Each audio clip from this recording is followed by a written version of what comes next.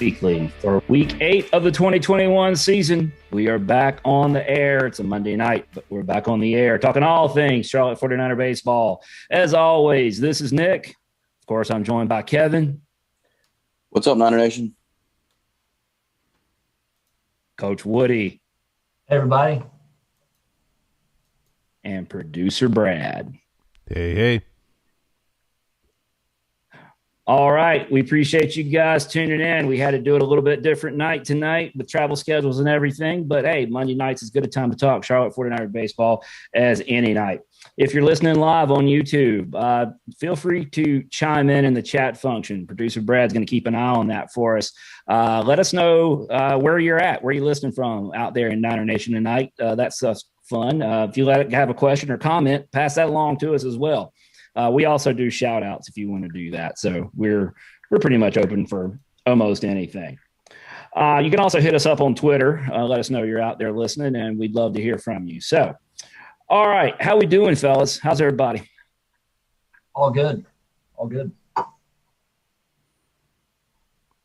You guys have a good weekend? Kevin, I know you yeah, I think everybody had. If you're listening to this show, you probably had a good weekend. Let's just be honest, right? I mean, we're going to talk about that. Kevin, let's get a little informal business out of the way here, Kevin. I know you were coaching a couple of baseball games on Saturday in Little League. Can you have anything to report to us about that? Well, I have to report that the games were postponed because of lack of players due to spring break. Animals. So we had to postpone the games. So I'm off all week. Actually, they canceled the practices this week. So focus on the show now. Well, at least it wasn't a COVID cancellation. It was a spring break cancellation. I mean, that's people are out having a good time. So, Coach, we know. Okay. You went undefeated on the. All right. So when we get some games under your belt, Kevin, you'll have to keep us updated on what's going on, and let us know how the season's progressing. But we got some real baseball to talk about, the games that actually played on the field this weekend instead of ones that were postponed. In case you've been under a rock somewhere, which I doubt you have, the Niners swept FAU in 4 games at the Hayes this weekend. Huge series. This is a series that we kind of had circled early on in the season. A lot of people had FAU picked to be maybe the favorite in the East half of Conference USA, and the Niners came in here with the Hayes this weekend and took care of business all weekend long. Coach.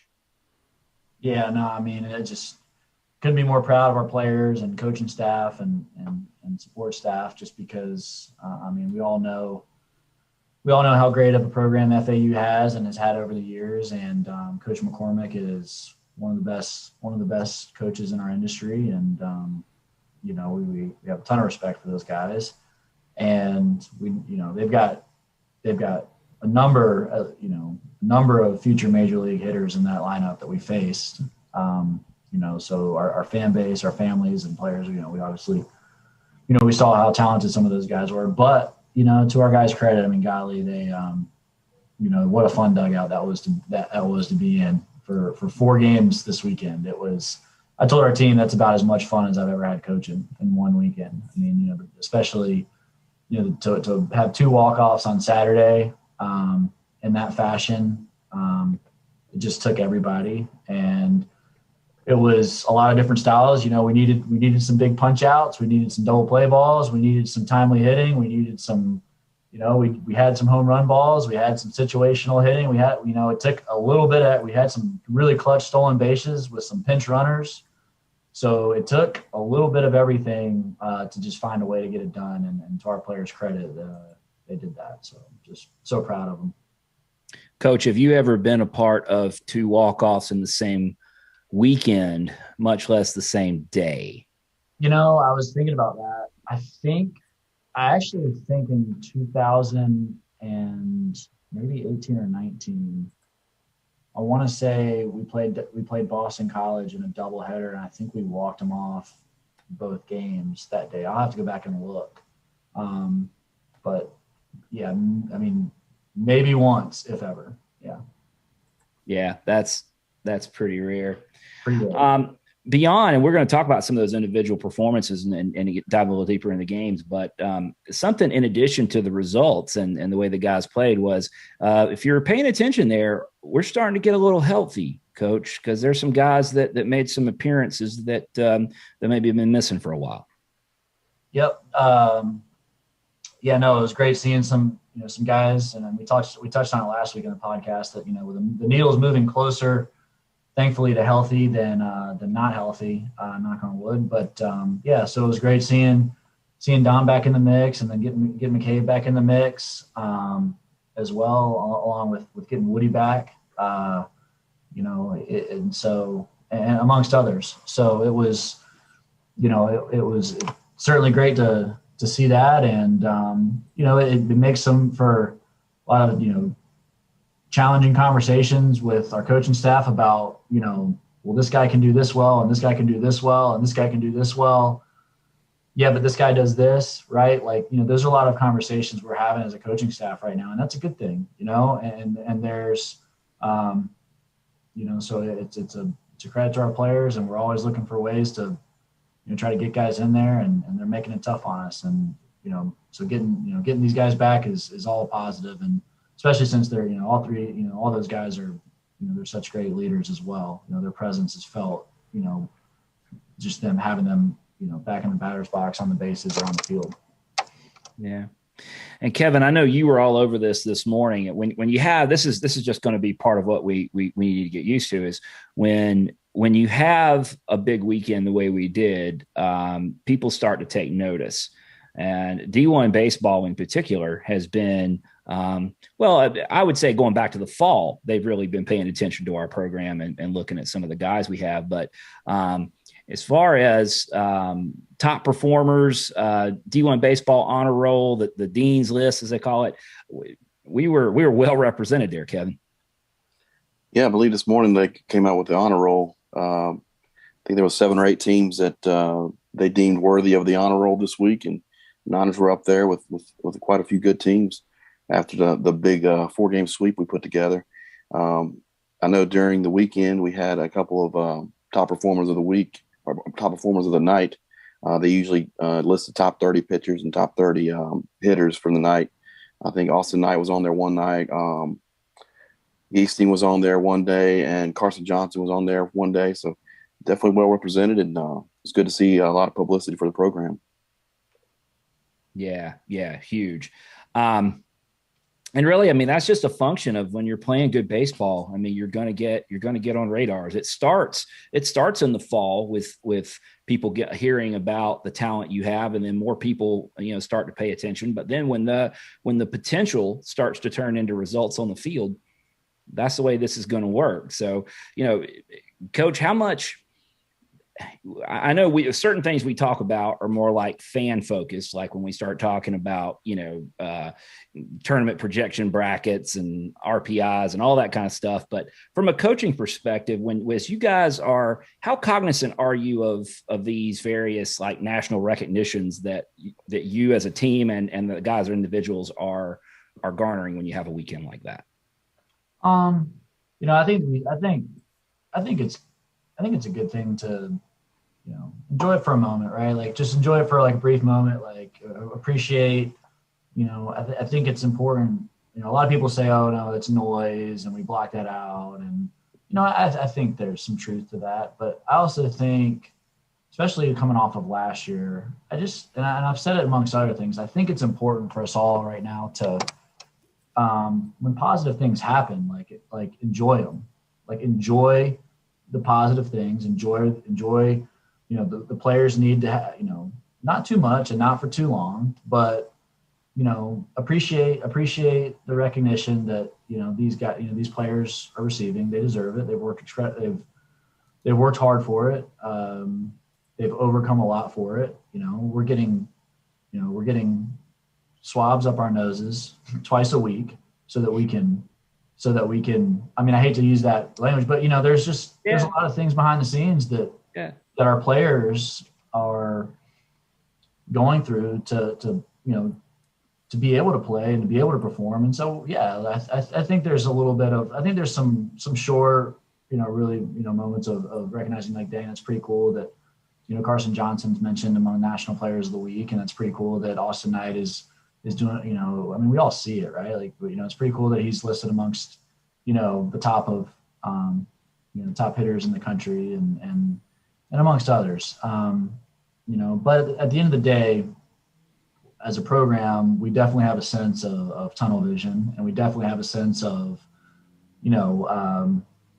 staying in the windshield and versus the rearview mirror. And that's because that's what it's all about. I mean, if we take care of our business and we play our game, and we're not going to make the NCAA tournament because everybody else loses. That's not going to happen. Yeah.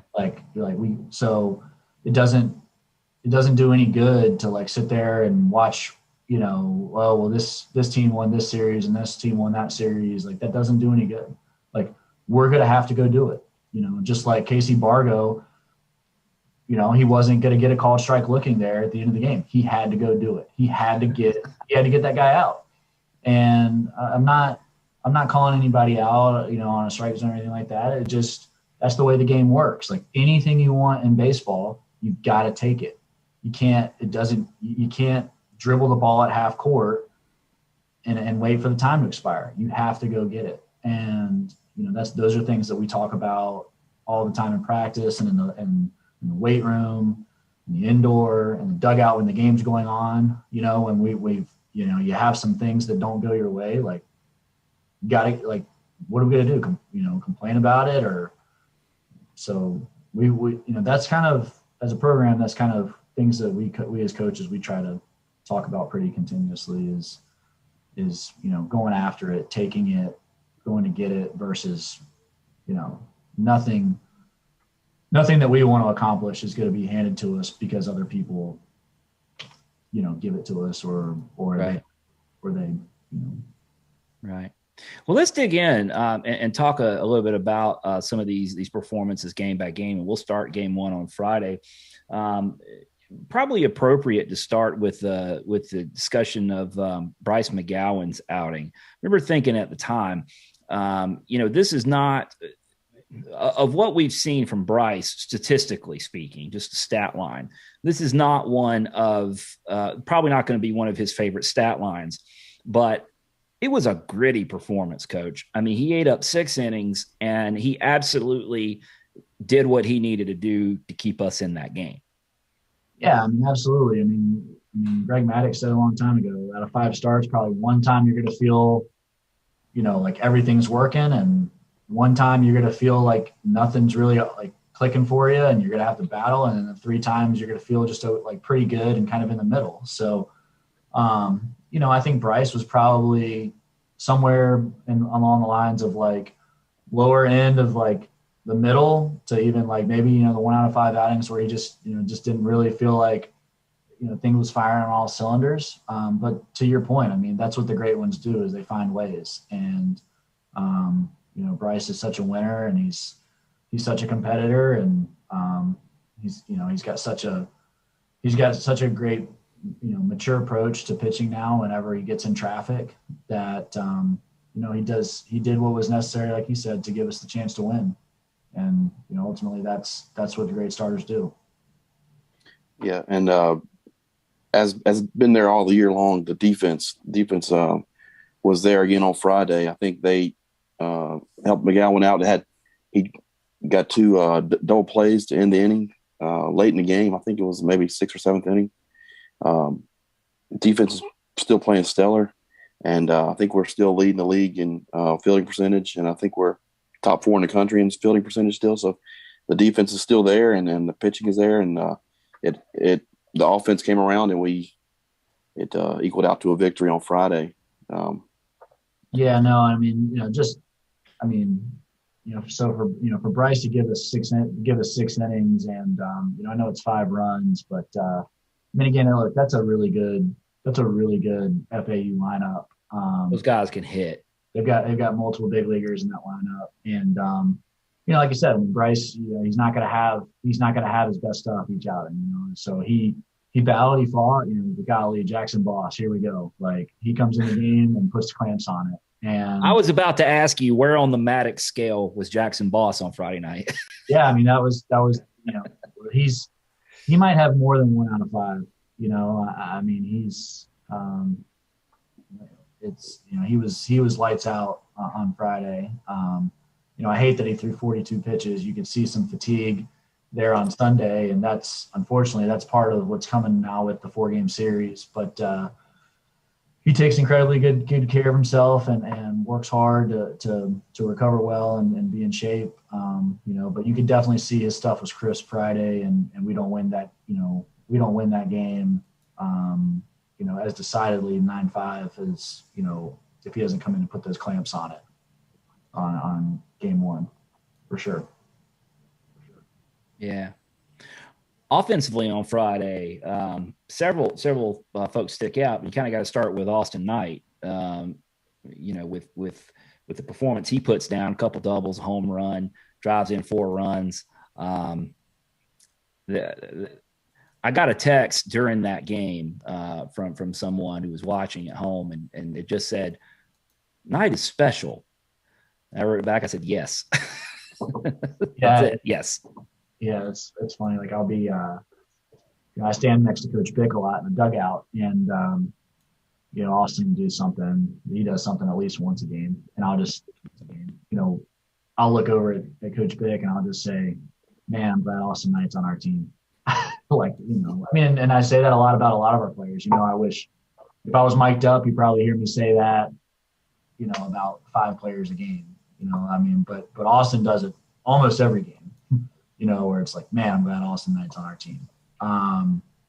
He just he does it all. He does it all. And as soon as, and it's like, it doesn't matter if he's had a couple of at bats where he hasn't looked like himself, or it doesn't matter if we're facing a really, really good pitcher who's been dealing. Like, he is capable of inserting himself into the game and changing it. He has that ability.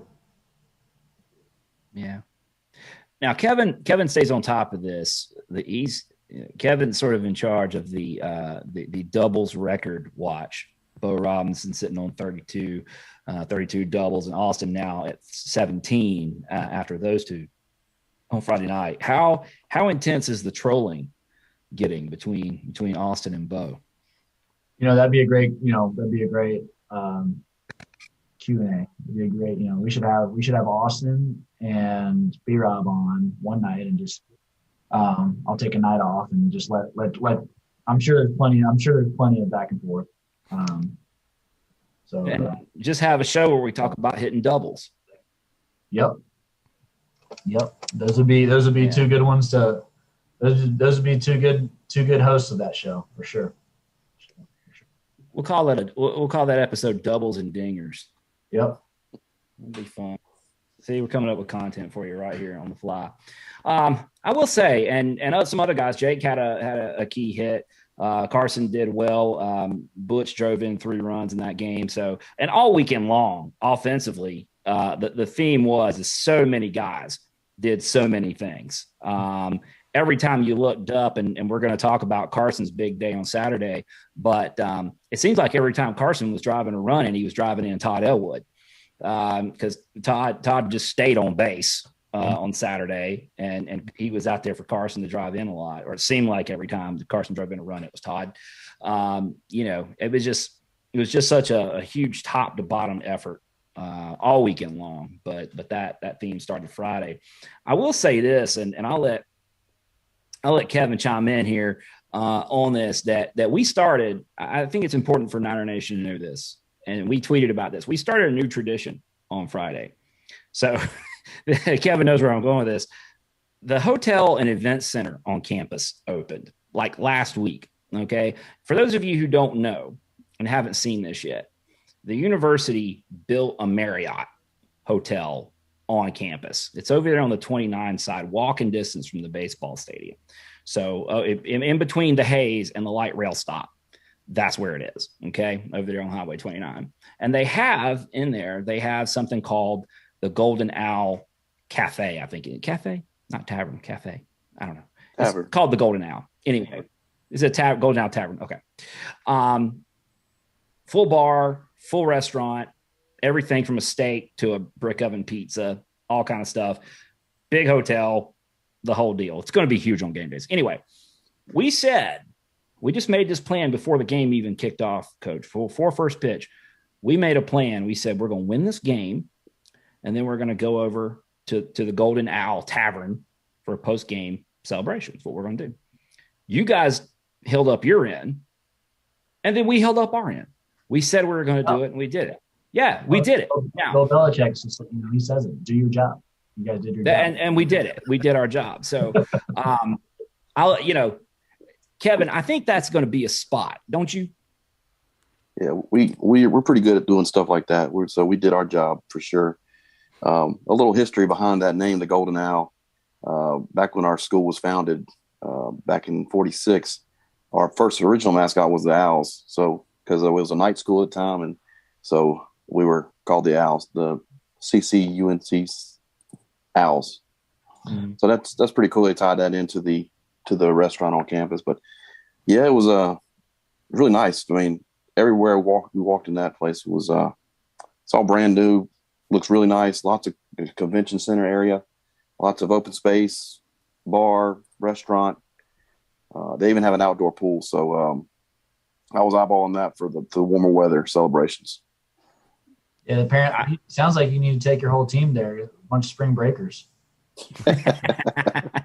Yeah, that's a great asset for our campus. And I think we've kind of been missing like a gathering place near or on campus, and that seems like maybe that'll develop into being it. Because I mean, we go over there and we saw people that had been at the game. I mean, heck, we sat down and we started talking to a Dodgers scout that was staying at the hotel and had been at the game, and started talking to him. And I mean, it's just community. Yep. Baseball's community, right? And so there we were on campus checking out a new place, and there were people coming in that had also been at the game, and it was just cool. So anyway, we're giving them free advertising, but I guess we give everybody free advertising, Kevin, because that's this kind of show.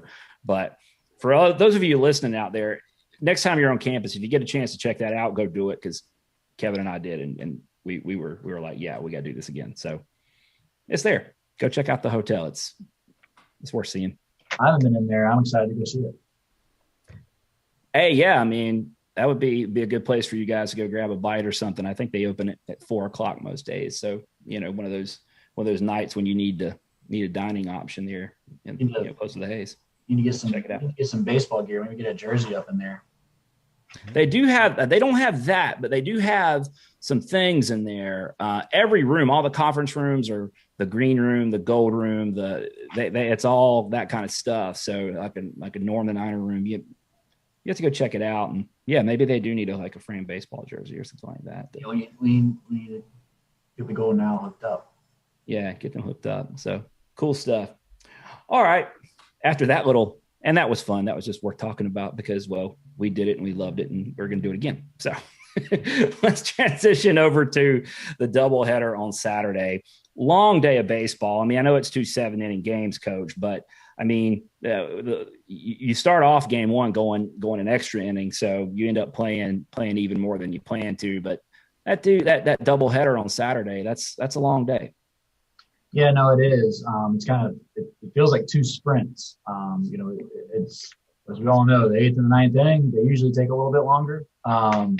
So it feels like in a sense it's kind of like instead of like a 2-mile run 9-inning game, it feels like you got like 2 mile run sprints in one day, in a sense. Yeah, I mean, they started a really talented freshman, Visconti, good arm, and they brought in some really good bullpen arms behind him.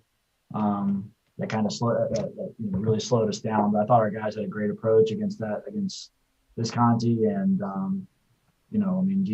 Carson looked really comfortable down there and at the bottom of the order, game one. So we figured against a righty, we'll take our chances trying to get somebody on base there in front of, because Austin and Gino, they did what they have been doing the last few weeks, game one. So we tried to get some, get Carson up there in the leadoff spot because we felt like, he gave us a really good chance to get on base. Didn't know he would go 5 for 5 with 4 RBIs there in the leadoff spot. That was pretty special. Now, it's hard, and 5 hits in a game, that doesn't happen too often. Including the game. And then Butcher going 3 for 3 with an RBI in the 4-hole. I think B-Rob said it best. He's like, that's what 4-hole hitters do, and they, he and Butcher going back and forth and that sort of thing. So that was great to see Butch doing good things. And then Woody gets in there, right? Like Woody gets in there. We just felt like after watching Visconti one time through the order as a coaching staff, we're just like, man, we think Woody can really, get to this guy. And not that we didn't feel like they couldn't, but it's just like we felt like Woody could really give us some great at bats. And sure enough, there you go. He steps in there and goes 2 for 3 with an RBI and was a spark plug and a catalyst, and was pretty vintage Todd Elwood once he got in there, and the rest of the series. I mean, it was a huge part of our success. There was one play that I think of as like that's Todd Elwood. He hit a ball down the third base line, and it bounced not too far in front of the plate. But as soon as the ball bounced, I knew he was safe. If the ball bounces on the infield, especially left side of the infield, if the ball bounces, you're probably not going to beat Todd Elwood. Yeah. And they didn't. It was great. It was a great play. The ball, the third baseman had played on a hop. He clearly knew he was in trouble. He rushed the throw and was like, nope, you're not going to get him. No way. Yeah. Usually when Todd Elwood's at top speed, usually good things are happening. He's usually beating something out, or he's stretching it into 2, or he's stretching going first to third, or he's scoring from second. He's one guy that he's just different when he's running. Like like if there's 2 or 3 guys in motion on the bases, like you're like, Woody stands out with the way he moves. And he was just spark plug and a catalyst. Gosh, he stole some big bases for us.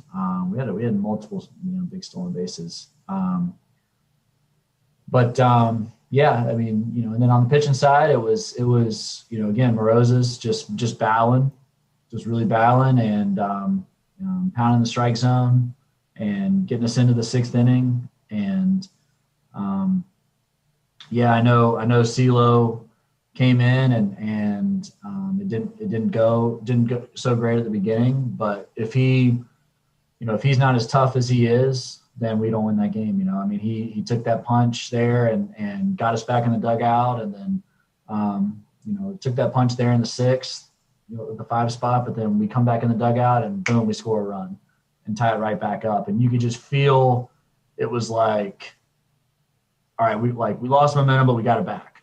And he goes back out there and attacks and gets us back in the dugout again in the 7th, and then goes back out there in the 8th, puts up a 0 in the 8th, and there we go, walk it off in the bottom of the 8th. So again, just gets back to we have to take everything that's given to us. We can't, we've got to earn it. And sometimes it's going to be hard, and sometimes it's not going to be pretty, and sometimes we're going to, great teams find a way, and great players find a way, and guys like Todd Elwood and Christian Lothus and Austin Roses and those guys, they all found a way in that first game. It seems like there's a lot of similarities between the job that Morozes did in that game, first game, and McGowan's start on Friday. They were both just gritty performances that kept us in striking distance. Yeah. They both really. I think they both have really grown up, and they have a very mature approach. They understand that zeros are important, and that's what they're That's what they're going after, but they also understand that, a big part of their job is getting as deep into the game as possible and being efficient. So we don't have the success we had the first 2 weekends without them getting as deep in because what they do game 1 and game 2, it allows us to be more flexible in the bullpen game 3 and game 4. So it's on the flip side too, like they're going deeper than their counterparts. Like that's the other thing too, we want them to go deeper, and we want them to, they want to go deeper and they want to put up more, but at the same time, like the name of the game is scoring more than your opponent and that sort of thing. Something that I always try to do as a starting pitcher. For me, again, some guys do this and some guys just don't. But I always, as a home starting pitcher, I always wanted to be the first, throw the first 0 up, and then watch my opponent starting pitcher pitch. And if he threw a 0 up, then it became a game between me and him. Like I'm gonna trade, do my best to trade punches. And, if I give up a run, I'm going to fight to go deeper in the game than him. And it kind of became a game with when I was a pitcher and the other starting pitcher. And again, I don't know necessarily that Bryce and Austin do that, but they have that air about them right now that, like Visconti, that he went 3 2/3 and Austin went 5 1/3. So ultimately that means that they're going to their bullpen in the 4th and we're going to the bullpen in the 6th. And that's going to pay off for us game 2 and game 3 and game 4. So again, it's those little things that add up. Their starter game 1, he went 3 innings. Bryce didn't have his best stuff and he went 6. So that's when it comes down to winning 1-run games, game 2 and game 3 and game 4, that becomes the separator, is that length and that depth. And so it's big. Yeah. It's almost like with these 4-game weekends, it becomes a game of attrition especially with the pitching, you get good chunks up front, like you said, and then you're throwing out better arms down at the end of the line. So, these 4-game series are a grind, even just to watch. I can only imagine how you guys in the dugout are, but it's so, especially with Saturday, such an up and down day, and then Sunday, just another nail biter. These 4-game series, I'll be glad when they're done next year. Yeah, it's aging me a little bit. I know that much. Casey Bargo. Geez, like he's been so good for us, and his stuff is so good. And we're bringing in a fresh Casey Bargo when the game's on the line, 1st and 2nd, 2 outs. We're because of the length that the other guys were able to give us. Versus, maybe they're bringing in a pitcher for the 2nd time. He's making his 2nd appearance in the 9th inning, and we've got a fresh Casey Bargo who's gonna, we need that, that freshness on that 2-2 fastball to jam him up 94. And if he's on his 2nd or his 3rd inning or his 2nd or 3rd appearance because we haven't gotten enough length in starter on the weekend, that 94 might be 92 or might be 91, and that might be the difference between flying out to 2nd in that appearance on the 94 jam versus 92 or 91. It might be a base hit. So that freshness paid off there for us there at the end. And I want to acknowledge Casey because he's such a warrior, and he's had some really big appearances for us the last couple of weeks. Yeah, how you mentioned that pop the 2nd. We're on game 4 now. We'll step back to game 3 here in a second, but in game 4, that game really the offense built a lead, and then we needed every bit of that lead because it became that war of attrition there at the end. And they had the time run at second base when that ball popped up, and it was going to second base. how big of an exhale did you let out? Because I did. I was like, oh God, thank you. Yeah, just a pretty big one because everybody had worked so hard, and everybody had worked so hard. I mean, even guys that were probably frustrated with how, like Colton Shabinsky threw an inning and gave up a run, but the 3 outs he got were huge. And, Andrew Lindsay, 4 2/3, huge. Jackson Boss, geez, like probably the most mentally tough, biggest competitor on our pitching staff. Coming back on 1 day's rest. Even though, those 2 guys that hit home runs off him, those guys are going to hit in the big leagues. BJ Murray, Nolan Shanuel, those guys are going to be hitting in the big leagues one day. And Jackson Boss is one of the best relievers in the country. He's one of the best relievers in Conference USA, certainly. But the 2 outs he got for us, the 2 outs that he got before we went to Casey, those are huge. Those are huge. Those are big outs.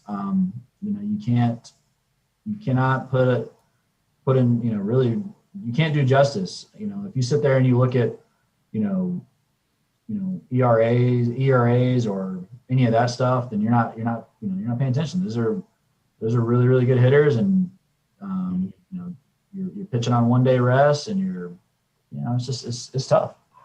But yeah, BJ Murray really stuck out. That watching him all weekend, that guy can hit. Yeah, he's a phenomenal player.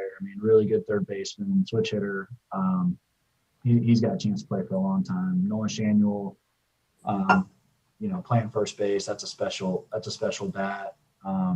He's got a chance to hit for a really long time, and we knew that coming in the series. That's again, but at the end of the day, it's all about finding ways to win. And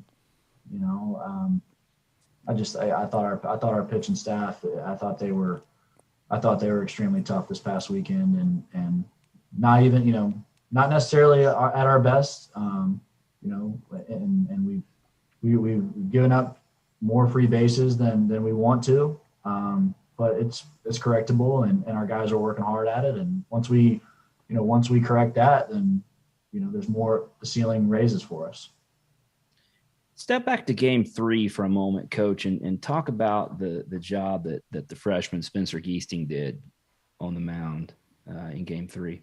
Yeah, I think we think Spencer is. We think he's one of the best left-handed pitchers in the country. I really believe that. We're seeing him grow up in front of our eyes.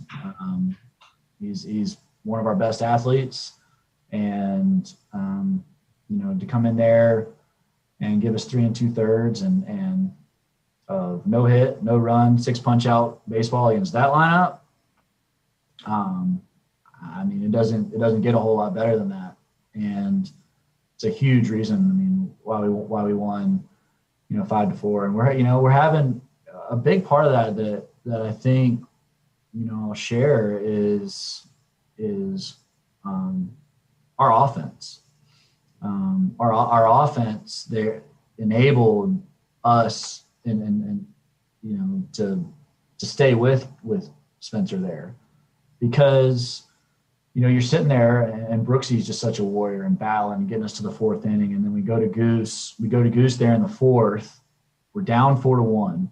Okay, so Goose gets us out of that jam, gets us back in the dugout, and if we're down 4-1 with a 2-game lead in the series, we're probably not going to send Goose back out there in the 5th.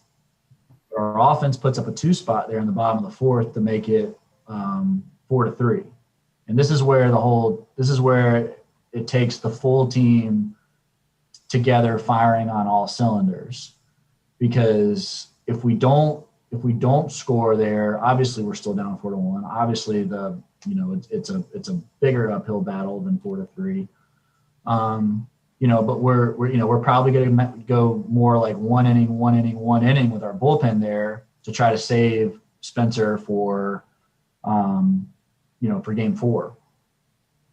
because we think that Spencer is one of our best pitchers, and you hate to not that 4-1's unsurmountable or anything like that, but it's just part of the strategy that comes into it, I guess. So as soon as our offense put up 2 runs there and answered back in the bottom of the 4th, 4-3, we're sending Goose back out there, and Goose throws up a 0 in the top of the 5th. You can just feel like our offense knows, like, we got a guy on the mound that is going to give us a chance to win.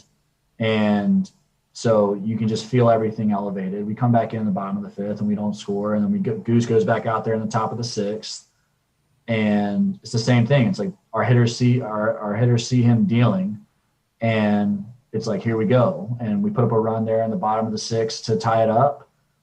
He goes back out there in the bottom of the 7th, deals again, and everything just feeds off each other, and you can feel that. And golly, it was Craig Keuchel there, man. That was so cool. You couldn't have thrown that ball into a better spot. As soon as as soon as the ball went off the bat, and I could see that the left fielder was pinching the gap. It was kind of like watching the ball in the air. It was kind of like, just slow down time, enjoy the moment, watch your guys celebrate, kind of moment. It was cool. It was a lot of fun. Craig was definitely a man at the end of that game. The thing about, and you're so right about the offense, so many guys contributed and did when we needed it. The funny thing, and I've watched a lot of games, we both have watched a lot of games at the Hayes over the years. The odd thing about that Saturday doubleheader, both walk-offs, was I never really felt like they wouldn't happen. I mean, it was just a feeling like, we're going to make a play. We're going to do this. Down 4-1, I mean, you're like, okay, we're going to find a way back into this. Needing a walk-off hit, we're going to find it. We're going to find that run.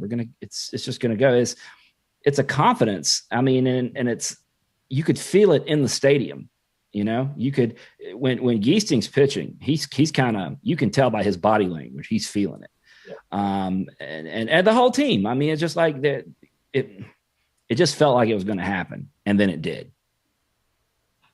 Yeah, you can, like you said, you can feel it. We can feel it. It's real. It's in the dugout. It's all connected. It is pitching, defense, offense. It's all connected. When one goes, the others go.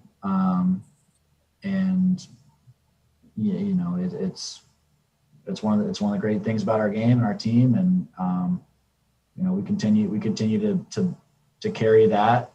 It's going to bode well for us moving forward. Yeah. Go ahead, Kevin. Coach, we had a kind of a milestone this weekend at the Hayes. Gino Groover, he stepped it up this weekend. I know we talked a little bit off the air last week about his amazing stat line, but you want to talk about his milestone that he accomplished this weekend? Yeah, no, Gino drew his first collegiate walk. It was a big deal. I guess, I'm glad he knew what to do and where to go. I guess he had seen others do it. So it was, and he finished with 3 on the weekend. It was like, oh, this is possible. This is, so just kind of, you kind of just need that first walk, and then it's like, okay, it's, it feels good to get to first base, and, a different way. He certainly can hit his way to first base and second base and around the bases. We know that.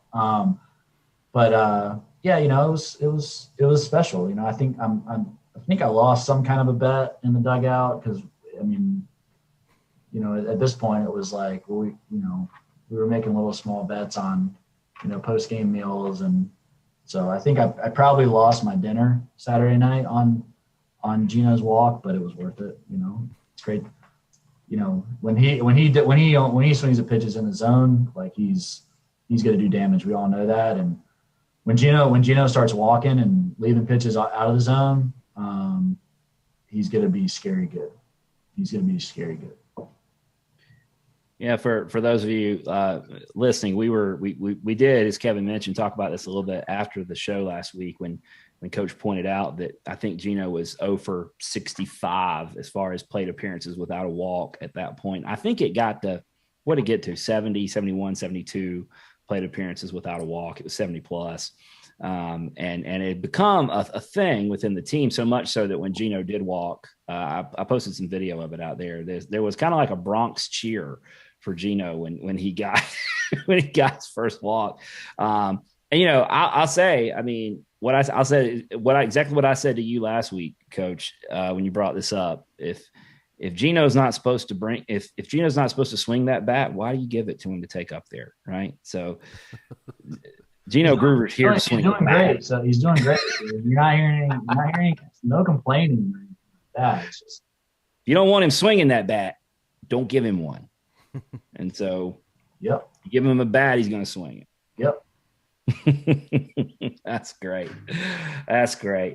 Well, before we move on, I do want to point out, we said what a great weekend Carson had. One publication, the college baseball newspaper, actually named Carson Johnson National Player of the Week. So that's among the praises that we I don't think we specifically mentioned that one. So congrats to Carson on the big weekend and the recognition. Overall, Coach, as we get ready to shift and start looking forward, we talked after the ECU series about we played in 3 close games, and every time they needed a pitch or a hit or play, whatever it was they needed at that time, they got it. And that's why they got 3 wins and we didn't get any, because they made those key moments they came through and got what they needed. That felt like that this weekend too, because we played 4 really competitive games, except every time we needed a play, every time we needed a pitch or a hit, it was there. Yeah, no, I mean, one of the intangible things, like, you can see, the numbers will show a lot. And some people will say the numbers don't lie. I've always thought that the numbers don't tell the whole story. Numbers don't lie in a sense, but numbers also don't tell the whole story. And, to your point, the will to win, I think that I'm a believer that you can't always measure that. You can't measure it. It's harder to find now in the recruiting environment that we have. You have to work that much harder to find it. But this team, this club, I believe this, and I don't care what happens, this weekend or next weekend or the weekend after that. This team has a will to win. They have it.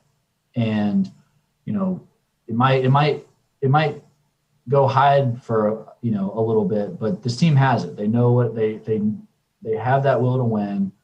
You can't put a price on it. You can't quantify it. It's just there. And, once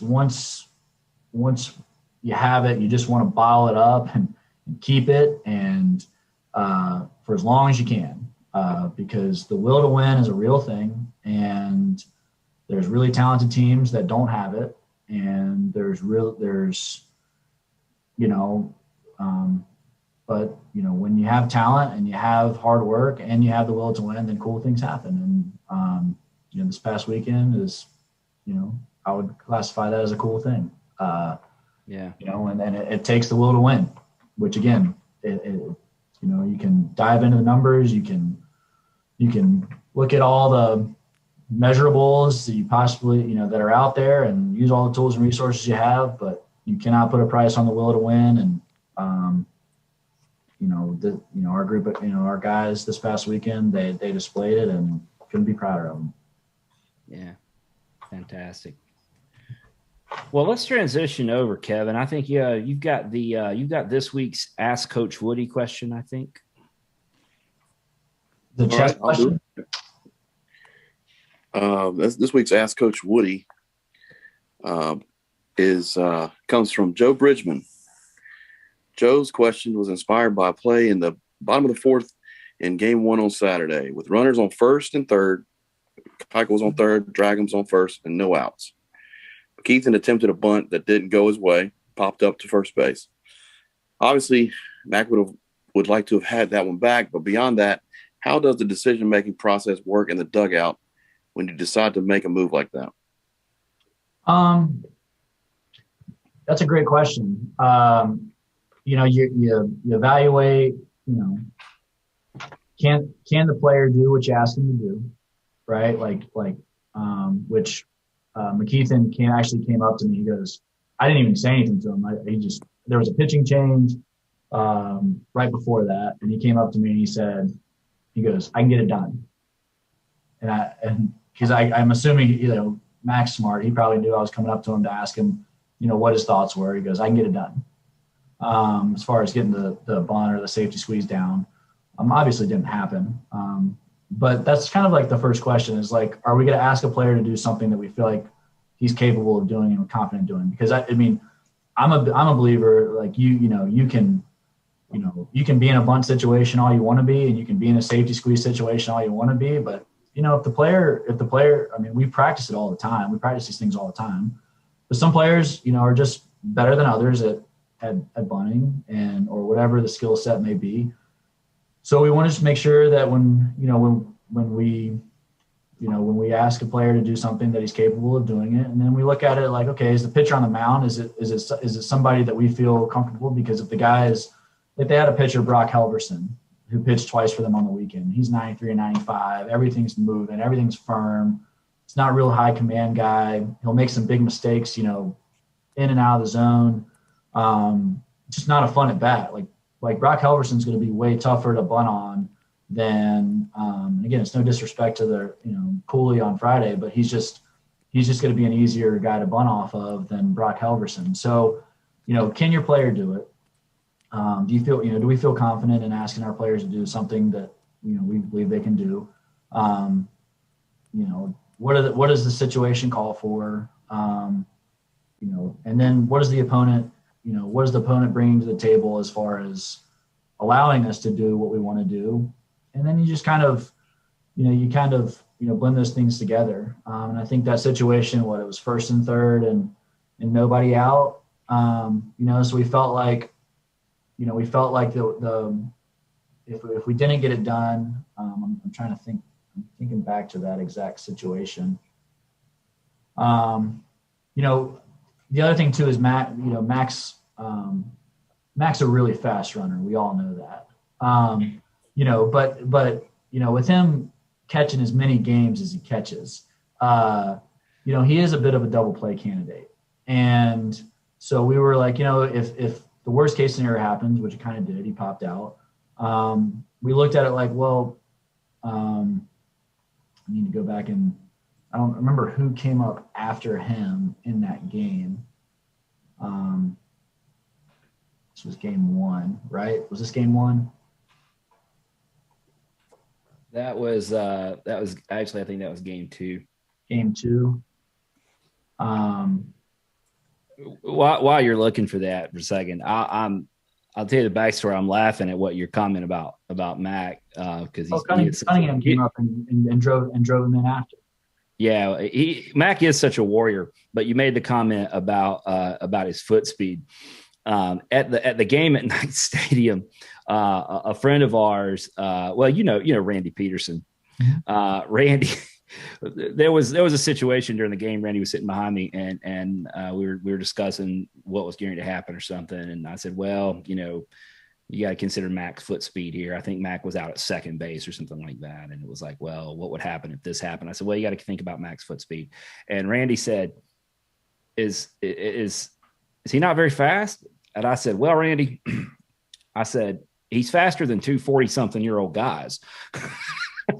Meaning me and you.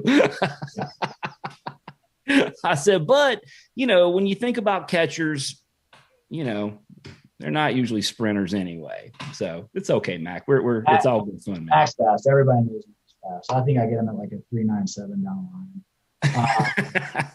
But no, it was like I don't know. We felt really confident Matt could get it down, and it just didn't happen. If Matt came up to me and said, "Coach, let me hit," probably let him hit right there. It's kind of a combination of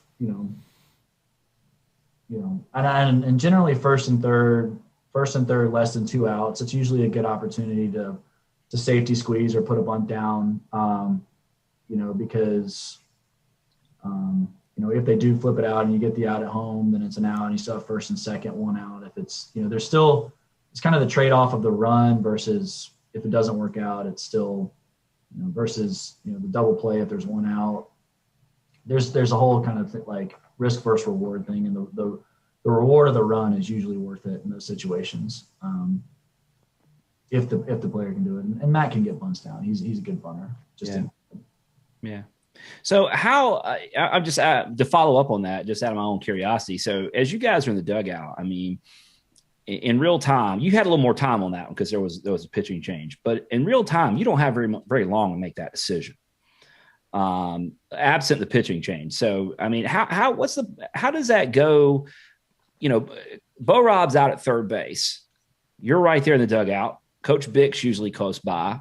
I mean, is this sort of stream of consciousness discussion between you and Bick and what y'all are thinking, and how does that percolate?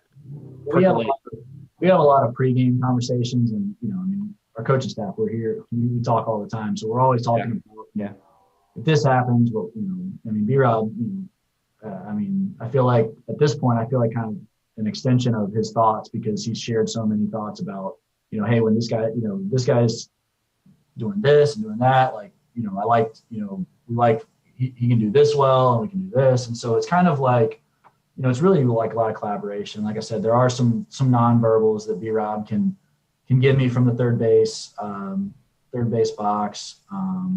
If I don't see it, Coach Bick will see it. And Coach Bick, he coordinates a lot of our base running, so he's got great feel in terms of sending guys, putting guys in motions, being creative on some things that maybe I might not think of. He'll kind of plant some seeds. But he and I are, Coach Bick and I, in the moment, we're talking like, hey, even little things like a hitter's walking up to the box, and we're saying, all right, are we doing it now? And he'll say, no, if it's 0-1, or if it's 1-1, or if we get to 1-1, or the third pitch, or because sometimes we might be trying to guess off speed, or or maybe we can we'll think that a pitcher is going to he'll start the at bat concerned about the runner, but then pitch 2 or pitch 3 he'll get immersed in the hitter and lose track of the runner a bit. So just kind of stuff like that, like Coach Bick and I will kind of talk about.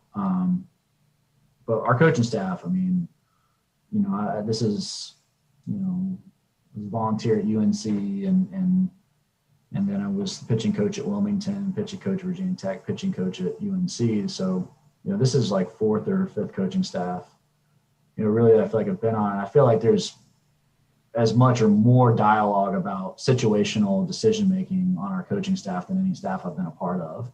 We don't always agree. That's the cool thing, is like we all, we don't always agree on the front end, but whatever shakes out on the back end, we've had so much discussion on the front end that we're good with it, and we respect it.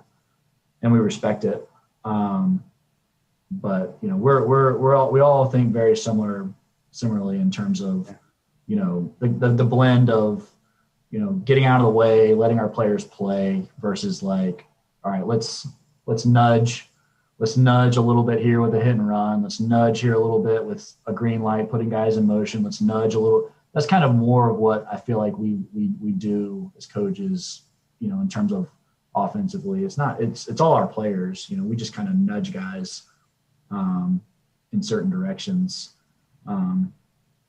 offensively. Okay, cool. Well, there you go, Joe. There's everything you wanted to know about that play and strategy and more. Everything and more. Let's shift gears here. Let's start looking towards this weekend. It's Monday, but it's already time to look forward to next weekend. So we're going to go to our Charlotte 49ers Grand Slam Club, look at the week ahead. You guys are traveling to FIU this weekend to take on the Panthers. FIU comes in at 12-14, 4-4 in the league. They lost 3 of 4 to Old Dominion. They just last weekend won 3 of 4 over Western Kentucky, just like we did. They've got a game coming up on Wednesday at Miami. That should be interesting and easy too, right? They split 4 games with Coastal, 1-2 versus Wichita State. So FIU is clearly a team that can get it done. Maybe they've struggled a little bit with their consistency, but Coach, what are you looking at with FIU? Yeah, no, I mean, they have prospects all over the field and they have prospects on the mound, and they've got some legit frontline arms, and they've got 2 guys at the back end of the bullpen that are like 94 to 97. So, I mean, it's going to be a tough battle. It's a tough battle. I mean, I think they had a number 24 recruiting class in the country this past year. So they have top 25 recruiting class of new talent, and so it's going to be tough. I mean, Coach Melendez and his coaching staff, they've recruited at a high level for a number of years. FIU is a tough place to go down there and win. So it'll be a tough challenge for us. Coach, looking at their roster it kind of makes me feel old, but as a Yankees fan, I see that they have Joe Girardi's son on the roster. I think Raul Ibanez's son is on the roster. And if I'm not mistaken, El Duque's son is on the roster. It kind of makes me feel old, but yes, those are some popular names as far as Yankees fans go. Yeah, no doubt. I mean, they've got they've got prospects all over the field. They've got big league names all over the field. It's a good team. It's a really good club. It feels like you mentioned their recruiting class.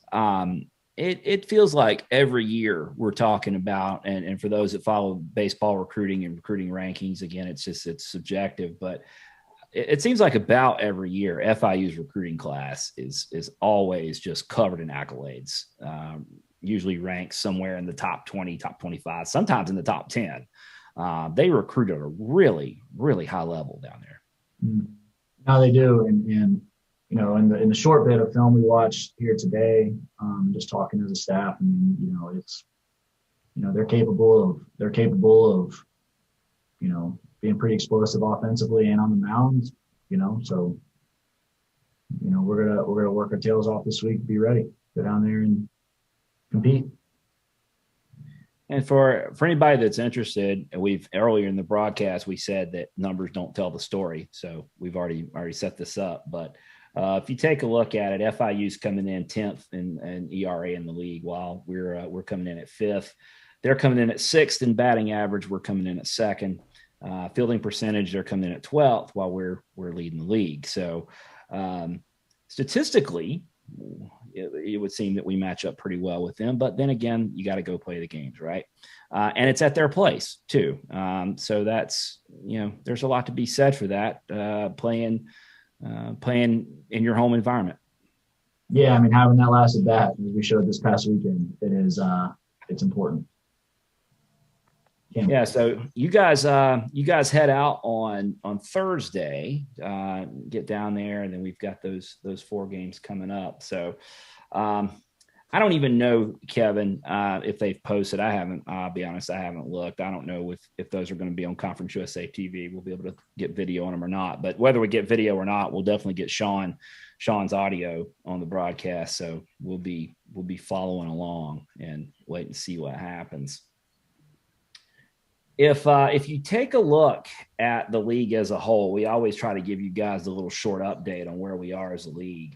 7th in RPI, which, some people might say it's still a little early for that, but I disagree. It's, if you're not going to look at it now, when are you going to look at it? The Niners are coming in, and it is a weird year for RPI. We've mentioned that before, but the Niners are coming in with a 27 RPI, which for those of you that that follow this stuff, and those of you that have been around back in the old basketball days, back in the late 90s, those are some pretty serious RPI numbers, and a real testament to not only what this team has done, but the strength of schedule that we've played. The league as a whole is just peppered with teams that are showing up really well in the RPI. Louisiana Tech is 9, Southern Miss 22, Old Dominion's one spot in front of us at 26. We're at 27. FIU, who we play this weekend, is at 77. So this is a top 100 opponent on the road. Florida Atlantic is 88 that we just finished with, and they're going to go on and win a lot more ball games the rest of the season as well. Yep. So the league as a whole is really showing out this year. It's a testament to the challenge we've got in front of us. Yeah, I mean, one silver lining of all this is I'm obviously a newer coach to Conference USA. But I've got, since COVID hit last spring and all the Zoom started, we've had around like last May, we started having almost weekly Conference USA and Conference USA administrators, baseball administrators, Zooms. So I've gotten to know the Conference USA coaches probably better than I would have if COVID hadn't hit. Being a newer coach of the league. And I'll just tell you, I mean, we've got unbelievable coaches in this conference. I mentioned Coach McCormick earlier. I mentioned, previous podcast, and, Coach Barry at Southern Miss and Coach Burrows at Louisiana Tech. But, you go around the league, Coach Melendez at FIU and, Coach Fenwood at Old Dominion. There's just some really great coaches, and that's going to breed strong recruiting. That's going to breed strong player development. That's going to breed, fiery competition within the league and against non-conference opponents. So I've just been extremely impressed with the caliber of coaches that I've gotten to know over the course of the last 12 months through this virtual lens of Zooms and meetings and stuff like that. So it's not surprising to me that Conference USA is as strong as it is, just based off of the coaches that I've gotten to know, virtually the last 12 months. And what's fun for the fans, and I'll just throw this out there, is we can watch this. Old Dominion comes in 7-1, and of course the Conference USA is in this East-West division format this year for travel and COVID reasons, basically. Old Dominion 7-1, we're 7-1. No one else is better than 500 at 4-4. Okay, so Niner fans, it's been a while since we've done the whole checking the standings every day thing, but that's where we're at. Okay, maybe Coach Woody won't say this. Heck, I may be the only one to say this, but we're in a division race. Just go ahead, get used to the idea. We're in a division race right now, whether you realize it or not, and it's on. Okay, so. Here's a deal. What I need you to pay attention to.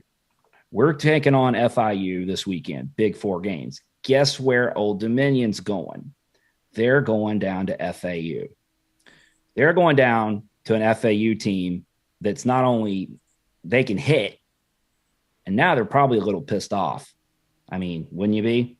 So the standings this weekend, pay attention to them. Scoreboard watch a little bit. Really, you had – FAU was picked by a lot of people to be really good and maybe even win our division. They're sitting there at 4-4. The second 4 is courtesy of us. Old Dominion, who we play 8 times, is 7-1, and they're going to FAU. So this is it's kind of snuck up on us in a hurry here. But every weekend's a big weekend. But this is huge. Not only what we're doing, but what Old Dominion and FAU are doing, we got to pay attention to that. So there's my campaign for scoreboard watching. No, it's exciting. It's a credit to our guys. We're week 8. We're week 8 of what we think could be a 16, 17, hopefully 18 week-long season. 15-week regular season.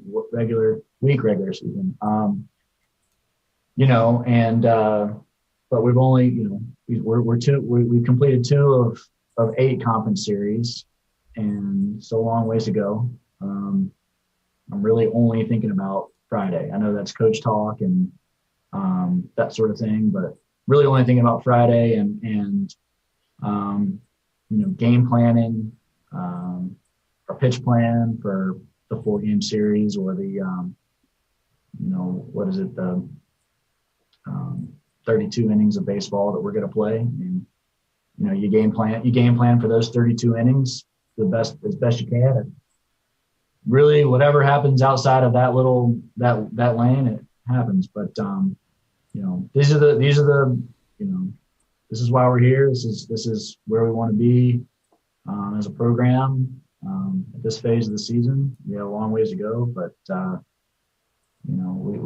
these are the discussions we want to be having. This is where we want to be.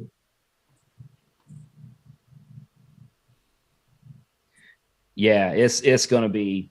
And yeah, you're right. And folks, he's not kidding and that's not coach speak. Cause when we first got on the call, we're all chattering about this past weekend and FAU and what a great weekend and all that stuff.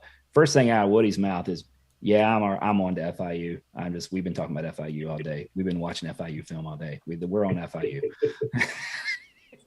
it's like, we're still wanting to take a victory lap, but that's what we do. And, Coach Mining, Coach Robinson, Coach Bicknell, they're further out in front. Coach Simmons and I, we're talking luggage and buses and making sure guys have photo IDs and all those types of things. But yeah, it's all windshield, no rear view mirror. We said it when things were going well the first 2 weeks, and we said it when we were taking haymakers weeks 3 and 4 and growing. One thing that you want to be able to say is every single one of our goals is still in front of us, and week 8, we're saying the same thing. So that's the goal is no doors have closed on us yet. Everything's in front of us. Just keep going. Right. It's right there in front of you. Another thing us fans like to talk about are their projections and all that. But I did see Kendall Rogers mention that Conference USA. We talked about the strength of Conference USA this year. He talked about potentially 4 teams from the conference going to the NCAAs, and our favorite team was one of them he mentioned. But close your ears, Woody. Just something that fans just talk about. Yeah. Kendall, who's Kendall? Kendall who? He's the guy that hates everybody's team. Oh, I'm just kidding. No, Kendall and Aaron, they're unbelievable. I mean, they're unbelievable at what they do for our game, and have known them for a long time, and they seem to be very supportive of everything we're doing here at Charlotte, and and so yeah, no, that's great. That's great that he I guess acknowledged us today, and but like I said, there's the goals and aspirations for us they're in front of us. They're not behind us. Yeah.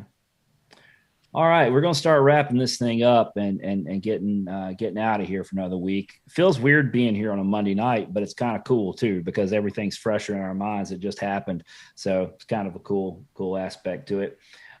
Coach Woody, you guys have got a big week of preparation in front of you, and then I guess one of only 2 flights this year down to South Florida to take care of business against FIU. Your final thoughts? Kind of put me on the spot, I guess. My final thoughts were, that's what we do here. I meant what I said earlier. Between Saturday with the 2 walk-offs and the resiliency, the resiliency on Friday and, the entire Sunday, the entire weekend, it's just about as much fun as I've ever had coaching,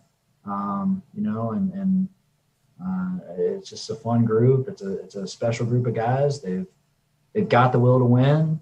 They have talent. They have work ethic. They have preparation. They have great character. We've got great leadership. So it's just a lot of fun. It's every day at practice is fun. Every day in the dugout at games, it's fun. Even when things don't go well, it is it's a fun group, and just really enjoying. I know our whole coaching staff's really enjoying it. I want to acknowledge. I think our two of our COVID seniors, Carson Johnson and Todd Elwood. I mean, they were 15 for 23 on the weekend offensively. I mean, that is like, you want to talk about having, making an impact. I just, and everything our COVID seniors have been through, there's always going to be I think a special place in all of our hearts for those guys and what I think this last go around means for them. So I was just couldn't be, more ecstatic for those two. And I'm excited. I'm excited to get on playing with this group and go down to some warm weather. We're all hydrating this entire week, preparation for the heat. But I told our team today, it's hot in June, and that's when we want to play. So get used to it. Yeah. One thing we didn't bring up, and I just got reminded of it, and it was a great point. Before we get together again, you will probably have played next week's midweek game after the FIU series. I know you don't like to look beyond the FIU series, but we probably won't talk to you here again. It seems like maybe it's somewhere where it is. Like maybe the bus driver might need directions from you, and you could tell him where the ball field is. I think I can help. So, just briefly, for those of you who are like, what in the heck is he talking about? The midweek after the FIU series, which we always drive Coach crazy, ask him about the midweek after the series you're going to play, but be a homecoming, going up to Chapel Hill for a game. Without losing focus on FIU, would you like to offer a brief comment on heading back to Chapel Hill for a game? Yeah, no, I mean, it's a special place. It's a special place to me and my family. It's where my parents went to school. My parents met when they were in college, and where they were married when they were in college at UNC. And so naturally, when I came into existence, I was a pretty big fan growing up, and went to baseball camp, started going to baseball camps there. Probably 1998. I graduated high school in 2003. So I started going to camps there in 98. Mike Fox was his first year as the head coach there at UNC. And Scott Forbes, who's now the head coach there, is one of my best friends. He was a 23-year-old volunteer assistant making about $2,000 a year. And I'm this little 8th grader going to baseball camp there. And, it's just, as I got older, it's just, I looked at other schools. It's just where I always wanted to go. And, again, heavily influenced by my parents and my upbringing. And, just as like I think most people that have parents that go to Charlotte or go to any school, you're going to grow up with natural loyalty there.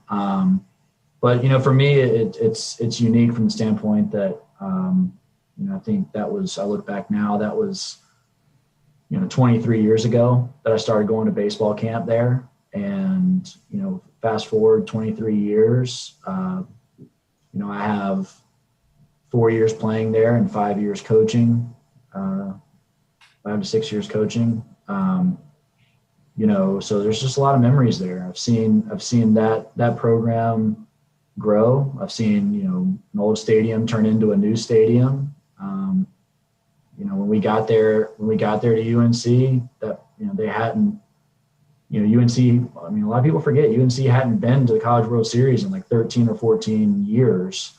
Like 15 years, until some guy named Andrew Miller pretty much, and Chad Flack just pretty much forced the issue. But it was, just seeing that program really grow, and just to feel like it's somewhere along the way that, myself and the group of, the guys and coaches along the way that have, put a lot of time and effort into that. It means a lot. that place means a lot. Just like when you put a lot of time, effort, energy into anything or anywhere, you're going to have investment. Just very similar, honestly, very similar to what we have here now at Charlotte as a coaching staff and program and players. It's got that same feel and that same vibe. Is that you got passion for something and it means a lot, then that's a good thing. So a little long-winded there, but but now I'll just add that now you're gonna move heaven and earth to try and go beat them. Absolutely, yeah. I mean, now that you're through complimenting them and waxing nostalgic here, Forbes is my best. He's one of my best friends. The plan is to get married one day, and he will certainly be in the wedding. He's but it's like a backyard brawl. I mean, it's like imagine growing up and playing backyard one-on-one basketball against your best friend who, at the end of it, you're probably gonna get in a fight with. Like, that's me and Forbes. Like me and it's on when we compete. I mean, it's on. And it won't be the first time that I've been in an opposing dugout. I mean, I was at Wilmington, I was at Virginia Tech, and again, it is a friendly backyard kind of brawl for bragging rights, and Forbes and I, we love to compete. So when the game starts, it's on. Yeah, that's gonna be fun. But we'll, like we said, FIU, and then we'll worry about that later, right? FIU. All right. Okay, folks, that's going to do it for us. It's time, as Woody said, to go jump on FIU. We love hearing from you guys. Feel free to reach out through any of our social media platforms. If you're more old-fashioned like us, just say hi when you run into us at the ballpark. All right, folks, we're out. Until next time, we'll see you at the Hayes. The Niners.